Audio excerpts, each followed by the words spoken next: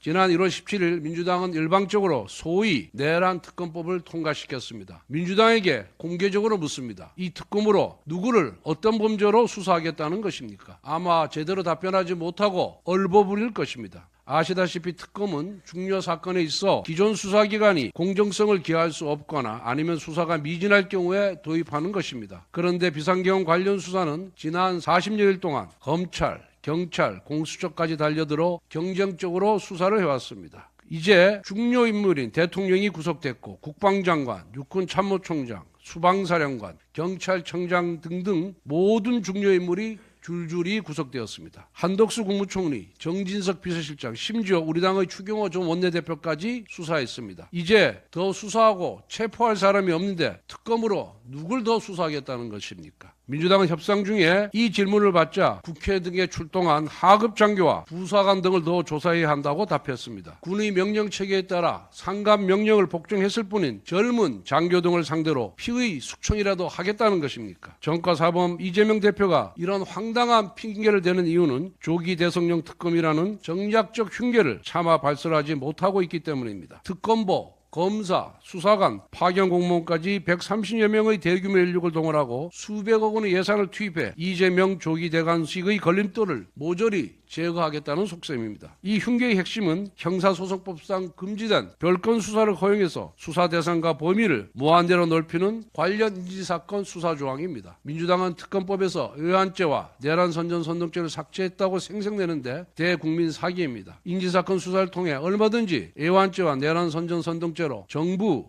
여당, 군, 일반 국민 모두를 수사할 수 있습니다. 선거에 악용하기 위한 대국민 언론 브리핑 규정도 그대로 남겨놓았습니다. 지난주 최상목 대행은 공수처와 경호처의 물리적 충돌을 막기 위해 여야가 합의해 유연적인 요소가 없는 특검법을 마련해달라고 국회에 요청했습니다. 그런데 지금은 대통령이 구속되었고 공수처와 경호처의 충돌 가능성도 없으며 여야 합의도 이루지 못했고 통과된 특검법의 유연적 독소 조항이 다분합니다. 그리고 대통령 구속이라는 사정 변경이 있었습니다.